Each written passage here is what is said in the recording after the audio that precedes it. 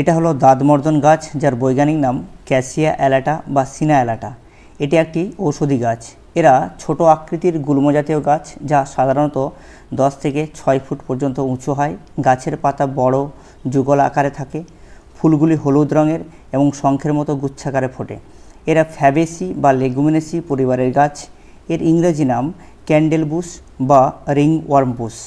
গাছটি দ্রুত বাড়ে ও দেখতে বেশ আকর্ষণীয়। ফুল গুচ্ছ আকারে ফোটে, দেখতে মোমবাতির মতো, এই জন্য একে ক্যান্ডেলবুশ বলা হয়। এই গাছের ঔষধি গুণাবলীগুলি হলো দাঁত, খোসপাছড়া, এক্সিমা ইত্যাদি রোগে তাজা পাতা বেটে আক্রান্ত স্থানে লাগালে দারুণ ফল পাওয়া যায়। পাতার রস ছত্রাকনাশক হিসেবে কাজ করে। পাতার পেস্ট শরীরে লাগালে চুলকানি কমে যায়। পাতার রস ক্ষতস্থানে লাগালে ক্ষত দ্রুত শুকিয়ে যায়। সতর্কতা হলো, গর্ভবতী নারী বা শিশুদের ক্ষেত্রে চিকিৎসকের পরামর্শ ছাড়া ব্যবহার করা ঠিক নয়। অতিরিক্ত ব্যবহার ত্বকে জ্বালা সৃষ্টি করতে পারে।